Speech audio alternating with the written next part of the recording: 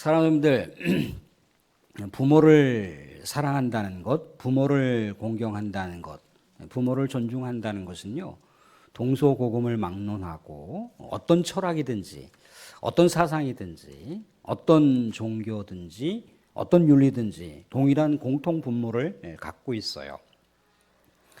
성경도 특히 효에 대해서 또 부모를 공경하고 사랑하는 것에 대해서 지나칠 정도로 강조를 하고 있더라는 거죠. 우리가 말씀 가운데도 보게 되면 부모를 공경하는 것이 십계명의 첫 번째로 나온다 이거예요. 또 어떻습니까? 우리가 읽는 이 성경 가운데서 계속해서 얘기를 하고 있어요. 부모를 공경하라. 잠언에도 나와 있죠. 그죠? 부모를 기쁘게 하라. 아비의 마음을 헤아려서 즐겁게 하라. 어미를 행복하게 하라. 그런 내용들이 줄기차게 나오고 있다는 겁니다. 예수님께서도요, 심지어 십자가에서 마지막 운명의 시간을 마주하는 그때도 사랑하는 어머니 마리아를 잊지 못했습니다. 그래서 사랑하는 애제자에게 내 사랑하는 어머니가 이제부터는 너희의 어머니니까 내 어머니를 잘 부탁한다라고 그렇게 부탁하는 장면을 통해서도 볼 수가 있습니다. 우리가 오늘 보지는 않겠지만 에베소서에서도 약속 있는 첫 계명이라고 얘기를 하고 있어요. 우리 하나님께 나아가는 귀중한 우리 하나님의 가르침이죠. 그도 그럴 것이 부모에게는 누구의 마음이 담겨 있습니까? 하나님의 마음이 담겨 있어요. 물론 부모의 사랑이 하나님의 사랑을 100% 반영하는 것은 아니지만 부모의 사랑을 통해서 하나님의 사랑을 헤아려 볼 수가 있어요. 우리 부모는 하나님의 대리자입니다. 하나님의 사랑의 통로, 축복의 통로가 될 수가 있어요. 그래서 목회서신이라고 하는 디모데전서에도 효를 뭐라고 얘기하냐면 부모님께 보답하는 거라고 얘기하고 있어요. 효가 부모님을 즐겁게 하고 행복해 드리는 그것이 우리 하나님의 성경의 가르침대로 살아가는 삶의 원리라고까지 강력하게 강조를 하고 있더라는 거죠. 근데 혹자들은 이렇게 얘기할 거예요. 아유, 목사님, 효도를 하고 싶어도 부모님이 이 세상 가운데 살아계시지 않습니다. 라고 그렇게 말씀을 하실 거예요. 지금 이 자리에 앉아 계신 우리 예배자들 중에 상당수가 이미 우리 사랑하는 부모님들이 이 세상 가운데 살고 계시지 않을 수도 있어요. 이미 하나님의 나라에 가 계셔서 거기서 살고 계시겠죠. 그죠? 그렇지만 분명한 건 뭡니까? 하나님께서 계속해서 우리의 마음 속에, 우리의 생각 속에 부모의 사랑의 흔적을 남겨놨다는 거죠. 그죠? 부모의 희생과 수고의 향기가 남아져 있어요. 그죠? 그러면 이것을 우리가 보답하는 마음으로다. 이것을 우리가 사랑으로 다시 갚아주는 마음으로다가 주변에 있는 예수님께서도 말씀하셨잖아요. 그죠? 하나님 아버지를 모시고 사랑하는 가족 공동체에서 얘기를 하고 있어요. 그죠? 하나님 아버지를 섬기고 사랑하고 예배 드리는 자 안에 내 부모가 있고 내 형제 자매가 있다고까지 얘기를 하고 있더라는 거죠. 그러니까 우리가 예배 공동체 식구들을 우리가 부모로 알고 또 형제 자매로 알고 우리가 육신의 부모로부터 받은 사랑과 은혜를 같이 나누면 그것이 효의 연장선이 될 수가 있다는 거죠. 그래서 서두에서 제가 육신의 부모를 사랑하고 영적인 가족을 사랑하라고 하는 그런 의미가 그 안에 내포되어 있습니다. 오늘 우리는 효에 대해서 생각해 보게 되는데 이 효가 그저 단선적으로다가 인간적인 어떤 윤리와 도덕을 성취하는 개념이 아니라는 거예요. 이 안에는요, 하나님의 구속사가 담겨 있어요.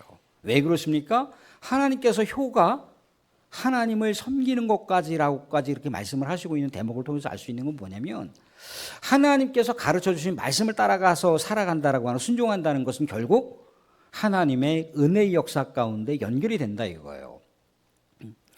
오늘 우리가 룻에 대한 효의 이야기를 나눌 텐데 이 룻에 대한 효의 이야기가 결국 하나님의 신앙과 구속사하고 연결이 된다는 겁니다. 우리가 이 이야기는 너무나 잘 알고 있는 이야기인데 오늘 배경은 어떻습니까? 룻과 시어머니 나오미가 나오는데 이미 시어머니도 그렇고 룻 자신도 그렇고 이미 남편을 잃어버렸습니다. 홀로 살아가는 여인들이 된 거죠. 나오미의 입장에서는 한때 베들레헴 유대에서 살다가 너무나 흉년이 들어 먹고 살기 힘들 때 모압 땅에 가보면 조금 우리의 생계를 유지할 수 있지 않을까, 우리가 지금보다 더 나은 삶을 살 수 있지 않을까라고 해서 이방 땅 모압으로 왔는데 거기서 남편과 두 아들을 데리고 왔잖아요, 그죠? 그럼 내석하게도 남편을 모압 땅에서 잃어버렸습니다. 두 아들을 모압 땅에서 잃어버렸어요. 두 아들이 결혼을 했지만 이미 두 아들을 잃어버린 상황 가운데 두 며느리도 이제 홀로 살아가는 삶의 어려운 상황 가운데 놓여 있었다는 거예요. 근데 이때 이제 모든 것을 상실했고 그 어떤 것도 이 나오미의 가정 가운데 보장을 해줄 수 있는 게 없는 거예요. 아무것도 보장해 줄 수 있는 게 아니라는 거죠. 그래서 나오미가 이제 시어머니가 삶의 새로운 결단을 내립니다. 자기는 이제 고국 땅으로 다시 돌아가겠다는 거죠. 고국 유대 땅으로 다시 돌아가겠다는 거예요. 그런데 이제 남겨져 있는 두 며느리가 이제 남겨져 있는 삶이 있는 거잖아요. 시어머니 입장에서는 두 며느리가 고국 땅에 남기를 바랬을 겁니다. 고국 땅, 그 모압 땅에 남기를 바라고 그곳에서 새로운 인생을 출발하기를 그렇게 간절히 소망했을지도 모르겠어요. 그래서 이제 강권적으로다가 두 며느리에게 나를 따라오지 말고 나는 우리의 고국 땅으로 돌아갈 테니까 너희들은 너희들의 고국 땅, 이 모압 땅에 남으라고 얘기하는 거예요. 나하고 이제 이별해야 된다라고 그렇게 얘기를 하고 있습니다. 눈물을 머금고 또 다른 며느리였던 오르반은 시어머니가 그렇게 강청한 대로다가 고국 모압 땅에 남기로 해요. 거기서 새로운 인생을 출발하기로 합니다. 고국 땅에 남아있는다라고 하는 건 뭘 얘기하는 겁니까? 가족으로부터 친족으로부터 돌봄을 받을 수 있는 삶의 여지가 남겨져 있는 거죠. 그 길을 선택을 해서 가요. 그런데 또 다른 며느리였던 룻이 시어머니 곁을 떠나지 않는 거예요. 그래서 오늘 말씀 가운데 15절에 이렇게 얘기를 하고 있더라는 거죠.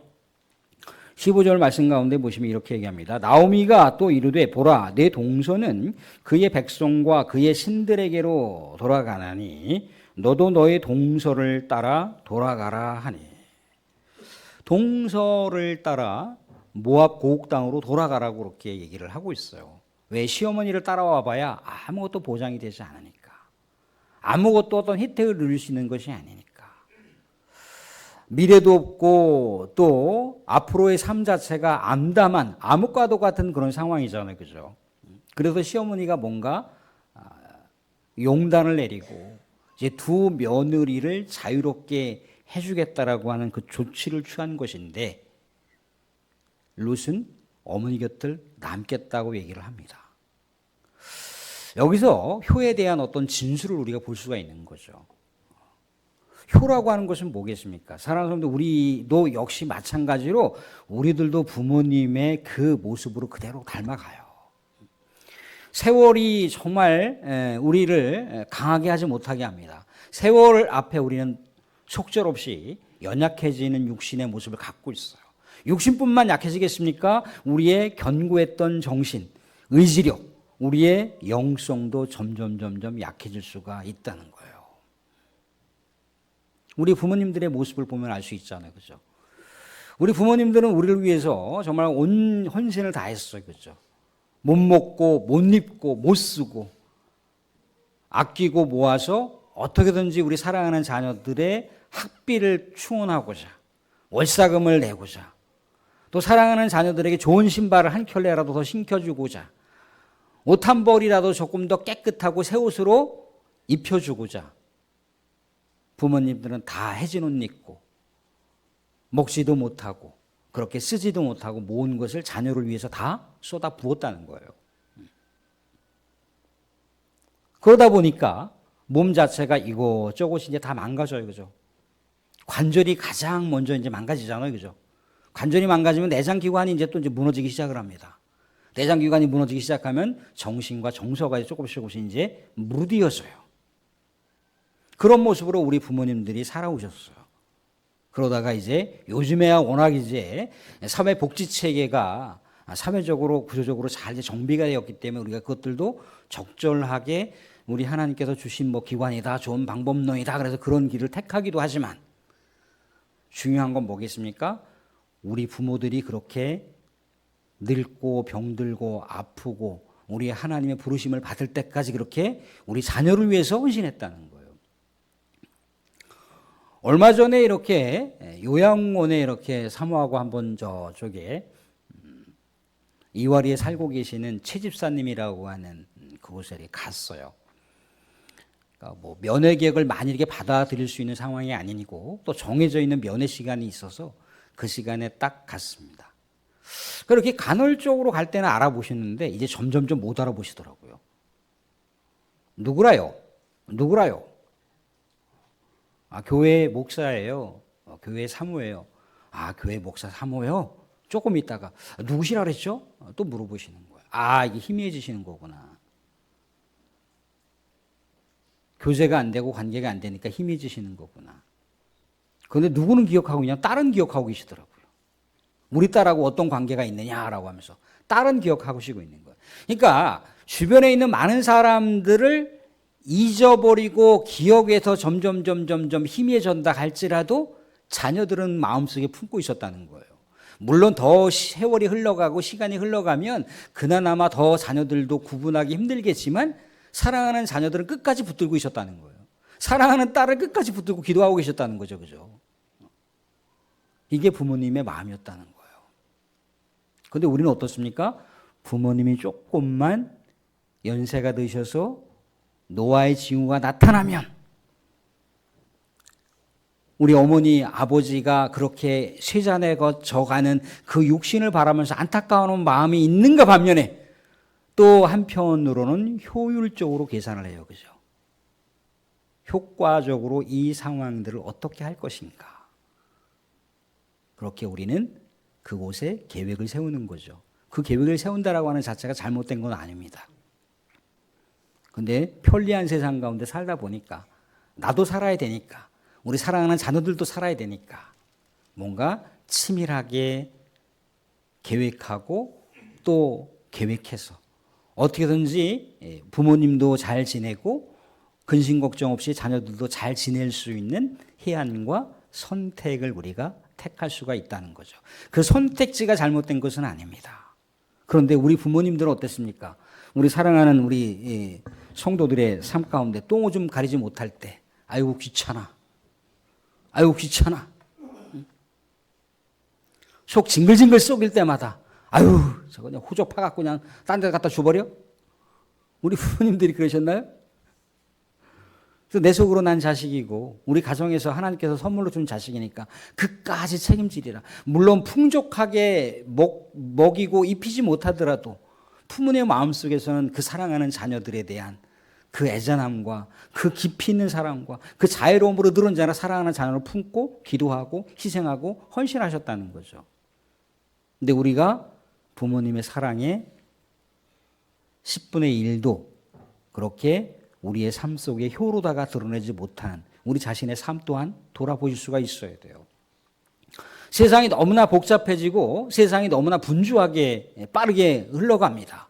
그래서 빠르게 흘러가고 빠른 어떤 이 세상 가운데 우리가 적응하기 위해서 편리하고 효과적인 것을 우리가 선택할 수 있는 선택지를 우리가 붙들 수 있지만 우리는 그런 상황 속에서도 끊임없이 우리 부모를 찾고 또 그들을 위해서도 기도하고 부모가 우리를 위해서 기도했듯이 우리 또한 부모를 위해서 기도해야 되는 거예요. 아까 말씀드렸듯이 육신의 부모는 안 계시는데요. 우리 사랑하는 영적인 부모들이 있잖아요. 영적인 가족이 있잖아요. 그죠? 그 가족은 뭡니까? 하나님 아버지, 한 아버지의 하나님을 섬기는 우리 가족 공동체, 믿음의 권속이에요. 우리 사랑하는 아버지를 알고 있고 사랑하는 어머니를 알고 있는 또 다른 믿음의 동지이자 믿음의 선배이자 영적인 부모가 될 수가 있다는 거예요. 그분들을 향기롭게 아름답게 섬기면 돼요. 물론 내 사랑하는 육신의 부모님이 더 연로하셔서 더 먼저 부르심을 받고 하나님의 나라 가운데 지금 살아계실 수도 있어요. 그렇지만 그보다 더 조금 덜한, 그보다 조금 더 세월이 조금 더 계신 우리 분들이 우리 옆에 계시잖아요. 그죠? 그분들이 우리의 삶의 섬김의 대상입니다. 효의 대상일 수가 있다는 거예요. 룻의 삶을 보세요. 어땠습니까? 시어머니를 통해서 이제 얻을 수 있는 게 아무것도 없어요. 시어머니가 재혼을 하게 돼서 아기를 낳게 되면 2살짜리하고 시집, 2살짜리한테 시집을 가서 뭔가 그 당시의 유대 전통 사회를 계속해서 가게를 잇겠습니까? 그 아이가 20살 될 때까지 언제 기다려요? 시어머니가 이제 이루었던 것들은 아무것도 없어요. 그죠? 시어머니의 고국 땅으로 돌아가 봐야 얻을 수 있는 게 아무것도 없다 이거예요. 가난과 비루함 속에서 살아가야 되는, 비통함 속에서 남편이 없는 외로움을 붙들고 살아가야 되는 거예요. 그런 삶만이 룻에게 남겨져 있었지만 룻은 시어머니 곁을 떠나지 않는다고 합니다. 죽을 때까지 떠나지 않는다고 얘기하고 있어요. 오늘 우리 김재호 장로님, 우리 이상영 목사님 두 며느리가 와 계시는데 죽을 때까지 죽을 때까지 시어머니 곁을 떠나지 않는다고 얘기하고 있어요. 이 얘기는 뭐겠습니까? 끝까지 어머니를 사랑하겠다는 거죠. 끝까지 어머니와 함께 동행하겠다라고 하는 삶의 위대한 결단을 내포하고 있어요. 룻은 이방 여인입니다. 얼마든지 새 출발을 할 수가 있어요. 그죠? 그런데도 아름다운 이 효의 모습을 하나님께서도 얼마나 귀히 보시겠습니까? 그죠? 강권적으로 나를 떠나야 된다 그렇지만 또 더 강력하게 아닙니다. 나는 안 떠날 거니까 그렇게 하십시오. 더 이상 시어머니가 이 룻을 만류하지 못했어요. 그러면 함께 가자. 사람들 여기서 우리는 한 가지 아까 이 룻의 효에 대한 이야기는 아까 뭐하고 연결된다 그랬습니까? 신앙하고 연결돼요. 또 하나님의 구속사하고 연결됩니다. 왜 그렇습니까? 룻이 어떻게 하나님을 알았겠어요? 시어머니를 통해서, 시아버지를 통해서, 남편을 통해서 하나님을 알았겠죠. 그죠? 모압은요, 모압 그 민족이 섬기는 신이 있어요. 그래서 심지어 모세오경에는 이 모압 백성들이 이스라엘 총에 들어오지 못하도록 했습니다. 한마디로 말하자면 이 모압 민족이 하나님의 백성이 될 수 없다는 얘기예요. 물론 개별적으로는 얼마든지 가능할 수 있지만 민족 전체가 신앙을 국교로 바꿀 수 없다라고 하는 얘기를 하나님께서 선언해 버리신 거예요. 우상을 섬기는 민족이라는 거죠.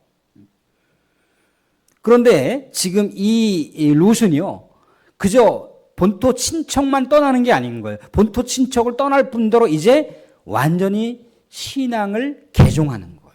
모압 신에서 누구로? 하나님을 믿겠다라고 하는 신앙으로 완전히 결단하는 거예요. 이게 쉬운 게 아닙니다. 이게 쉬운 게 아니에요. 심지어 우리가 알고 있는 중동 지역에 있는 여자들하고 우리 한국에 있는 남성들이 결혼하잖아요. 그죠? 뭐를 보장해 줘야 되느냐면은 신앙을 보장해 줘야 되는 거예요. 그들이 섬기는 알라 신을 믿도록 보장을 해 줘야지 결혼이 가능한 거예요. 그냥 손남손녀가 만났네 그게 아니고 신앙을 보장을 해줘야 되는 거예요. 그래서 솔로몬이 무너졌잖아요. 그것 때문에.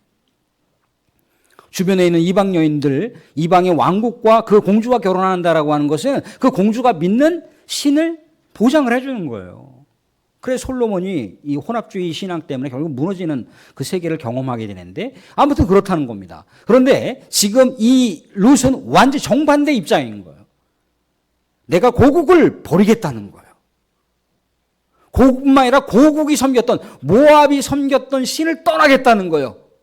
어머니가 섬기는 하나님을 제1의 신으로 알고 거기서부터 인생을 출발하겠다는 거예요. 사람들 이게 쉬운 게 아닌 거예요. 사람들 우리 부모님들의 신앙이 완벽했습니까? 주변에 있는 사람들이 우리 부모님의 신앙이 이렇다 저렇다 얘기할 수 있을지 몰라도 자식된 나는, 아들된 나는, 딸인 나는 부모의 아름다운 신앙의 모습만 보는 게 아니라는 거죠. 저건 신앙인의 진실된 모습이 아닌데? 저건 우리 하나님 앞에 신실한 모습이 아닌데라고 하는 또 다른 단면들도 얼마든지 볼 수가 있어요. 그게 우리 자녀가 부모의 어깨너머로 바라보는 우리 부모의 불신, 부모의 원망과 불평을 바라보는 것이 얼마든지 있을 수 있다는 거예요. 며느리 롯이 시어머니의 신앙을 바라봐도 만족할 만한 신앙이겠습니까? 오늘 유대 사회에 들어왔을 때 나를 나옴이라 부르지 마라, 말하라 부르라. 하나님께서 나를 징벌을 때리셨다. 하나님 나를 이렇게 괴롭게 하셨다. 원명만 불평만 쏟아놓는 시어머니에게서 무슨 하나님의 세계를 바라봅니까? 오히려 신앙을 갖고 있다가도 까먹게 생길 판국인데. 그런데 어머니의 하나님이 나의 하나님이 된다는 거예요.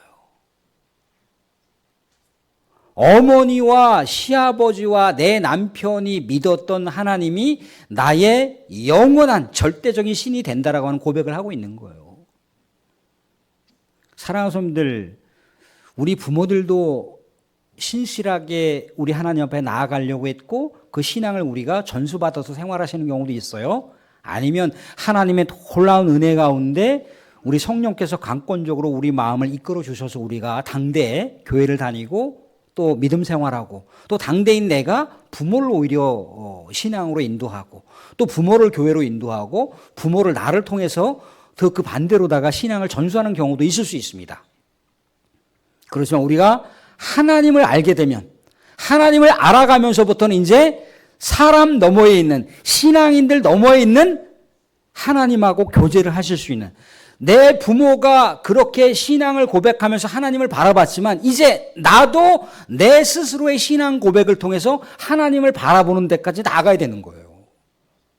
그래야 내 사랑하는 부모들의 신앙의 여러 가지 연약한 지점들을 넘어설 수가 있고 내 믿음의 동료들의 그 연약하고 부정한 어떤 또 그렇게 거룩하지 못한 신앙의 단면들을 뛰어넘어서 하나님의 세계로 우리가 풍덩 담금질할 수가 있다는 거예요. 이게 신앙의 신비예요. 이게 은혜의 신비라는 겁니다. 이것을 우리는 놓쳐버리면 안 돼요. 사람 때문에 때로는 신앙이 퇴색될 수가 있고 사람 때문에 때로는 신앙이 시험받을 수 있지만 신앙을 버리면 안 돼요. 신앙을 떠나면 안 돼요. 사람 때문에 연약한 지점들이 얼마든지 나타날 수가 있다는 겁니다. 그런데 하나님은 어떻습니까? 하나님은 우리를 실망시키는 분이 아니시라는 거예요. 하나님 우리를 외면하는 분이 아니시라는 거예요. 하나님 우리를 버리시는 분이 아니라는 거예요. 그래서 부모의 신앙을 뛰어넘어서 우리 주변에 있는 인간의 신앙을 뛰어넘어서 하나님께로 나아가야 된다는 거예요. 이게 롯의 효에 대한 신앙으로 나아가는 모습이었다는 거예요. 시어머니의 모난 부분들을 바라본 게 아니죠. 그죠? 시어머니가 섬겼던 하나님이 이제 나의 하나님이 된다는 거예요. 나 그 하나님만 바라보고 갈 겁니다요. 그러니까 그 하나님을 바라보는 마음으로다가 시어머니를 복양하는 거예요. 시어머니를 섬기는 거예요.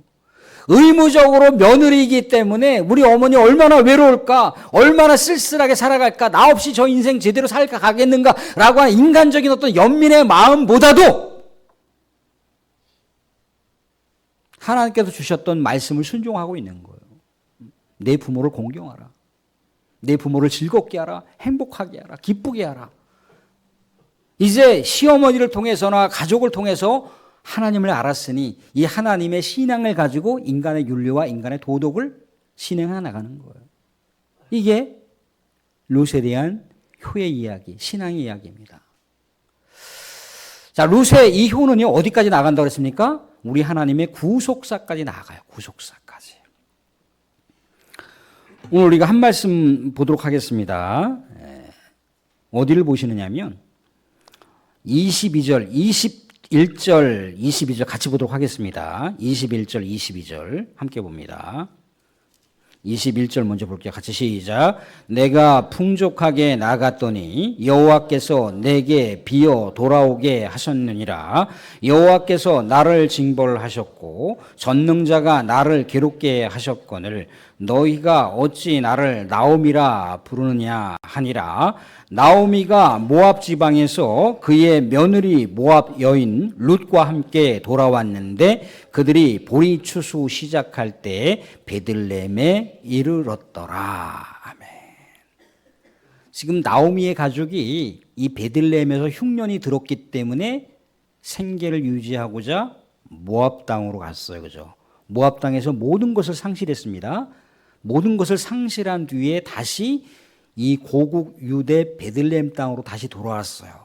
돌아왔는데 보리 추수 시작할 때 이제 뭔가 새로운 우리 하나님의 은혜의 사건이 펼쳐질 수 있다라고 하는 사인을 보여주시는 거예요. 새로운 이 나오미와 룻의 인생에 새로운 역사가 반전될 것이라고 하는 그런 복선을 깔아놓은 거예요. 구속사. 우리의 인생은요, 사랑하는 여러분들, 하나님과 결코 분리되어서 살아가는 존재가 아니에요.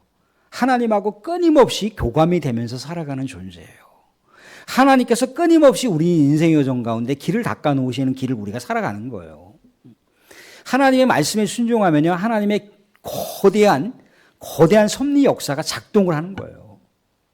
거대한 섭리의 역사가 작동한다는 건 뭐냐면 우리가 우리 하나님의 순종의 길, 어렵고 힘들지만 이 결단의 길, 우리 하나님께 기뻐하시는 이 신앙의 길을 선택한다는 것은 곧 하나님의 위대한 역사가 우리를 통해서 집행된다라고 하는 것을 약속하시는 거예요. 룻이 장차 어떤 인물이 됩니까? 우리가 알고 있는 대로다가 보아스라고 하는 사람하고 결혼을 하죠. 그죠? 근데 보아스가 누구냐면 다윗의 조상이에요. 왕의 조상. 보아스의 아들 오벳과 그 다음에 이새와 그 다음에가 다윗이에요. 이스라엘 백성들이 가장 추앙하는, 이스라엘 백성들이 가장 존경하는 성군 중에 하나가 다윗인데 다윗의 조상이 된다고요. 누가? 룻이. 시어머니가 얼마나 이 룻을 칭송했냐면 7 아들보다 더 위대한 며느리라고 얘기를 합니다. 사람들도 이 룻이라고 하는 여인요, 마태복음을 보시면 알겠지만 우리 하나님의 구속 역사의 계보 가운데 딱 등장을 해요. 우리 하나님의 위대한 구속 역사 가운데 위대한 주인공으로다가 이 룻을 우리 하나님께서 사용하셨다는 거예요. 우리 하나님의 길을 따르기로 했던 이 모압 여인, 아무것도 보장이 되어 있지 않고 오직 우리 하나님께서 남겨주신 그 시어머니를 복량하면서 하나님만 섬기겠다라고 그 결단하는 그 순종의 삶을 살아가는 그 백성들에게, 그런 존귀한 우리 하나님의 여종에게 하나님께서 나몰라를 하시겠습니까? 죽어서도 그 존귀한 이름이 우리 성경의 역사 가운데 기록이 되어 있고 심지어 그 여인의 이름을 딴 책이 우리가 읽고 있는 책이에요. 룻기. 이게 첫 단추가 물론 효로부터 시작을 했지만 이 효는 우리 하나님께서 남겨주신 이 세상에서의 명령의 명령. 너희 부모님들을 잘 섬겼으면 좋겠어. 그게 아니라는 거예요. 부모를 공경하라. 명령이에요. 명령형.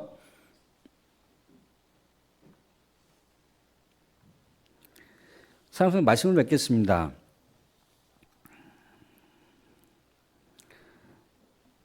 우리는 이 세상 가운데 어쨌든지 간에 인간관계를 맺고 있어요. 그죠? 우리 사랑하는 성도님들 중에 물론 우리 부모님하고 우리 아버지하고 어머니 좀 부자로 좀 살아서 지금 뭔가 사회 속에 어떤 저명인사로 살아서 그냥 내가 부모 덕 좀 보고 살았으면 얼마나 좋았을까. 그런 마음을 예전에 뭐 이렇게 우리 친구들이나 친한 지인들하고 뭐 이렇게 속삭이면서 말씀할 수도 있어요. 그런데 사랑하는 분들, 하나님께서 우리 사랑하는 부모님을 이 세상 가운데 가장 존귀한 분으로 우리에게 남겨주셨는 줄로 믿으시기 바랍니다. 이제 그 부모가 우리의 삶의 자리 가운데 계시지 않고 하늘나라에 계신다면 우리가 이 다음에 우리도 또 역시 마찬가지로 하나님 부르심을 받으면 천국에 가겠지만 이 세상 가운데 하나님의 나라가 완성이 되면 부모님을 우리가 마주할 수가 있어요. 부모님께서 우리에게 남겨주신 숙제가 있죠. 내가 우리 사랑하는 후세대를 사랑한 것처럼 그렇게 후세대들을 사랑할 뿐더러 신앙을 아름답게 전수해서 하나님을 알아갈 수 있도록 해라 라고 하는 신앙의 숙제가 남겨져 있습니다. 우리 하나님 말씀을 순종해서 또 하나님의 은혜와 구속 역사를 만들어갈 수 있는 놀라운 은혜의 숙제를 우리에게 남겨주셨죠. 그죠?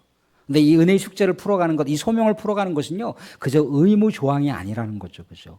이 놀라운 우리 하나님의 숙제를 풀어가는 그 과정 가운데 누가 늘 언제나 함께 하신다고요? 성삼위 하나님께서 함께 하시고, 이 숙제를 풀어가는 끝자락에는 우리가 하나님의 위대한 섭리와 구속의 역사의 무대 위에 살아가는 주인공이 된다는 거예요. 사랑하는 성도님들, 우리 살아계신 부모님에게 더 많이 효도하시고요. 혹여라도 우리 부모님 믿지 않으신다고 했을 때 실망하지 마시고 낙심하지 마시고 끝까지 우리는 우리 하나님의 사랑의 도구가 되어서 하나님의 사랑의 대사가 되어서 우리 사랑하는 부모님 믿지 않는다 할지라도 계속해서 그들을 사랑으로 섬기고 또한 기도하고 그렇게 하시고, 우리 살아계신 부모님이 이 세상 가운데 계시지 않는다 그럼 영적인 가족들이 있습니다. 그들을 또한 섬기고 복양하고 또 그들을 끝까지 사랑하면서 우리 하나님의 위대한 사랑, 우더른들을 공경하고 또 우리 부모를 사랑하고 공경하는 마음을 우리가 순종의 역사로 만들어가서 우리 하나님의 위대한 구속의 역사를 우리 사랑하는 성도들이 이 세상 살아가는 동안 만들어 가시고, 그 아름다운 위대한 순종과 우리 하나님의 이 섭리와 구속의 역사를 계속해서 후세대들에게 신앙의 역사로, 신앙의 유산으로 남겨주시는 존귀한 우리 하나님의 백성들, 축복의 통로가 우리 사랑하는 성도들이 되실 수 있기를 주님의 이름으로 축원드립니다. 아멘.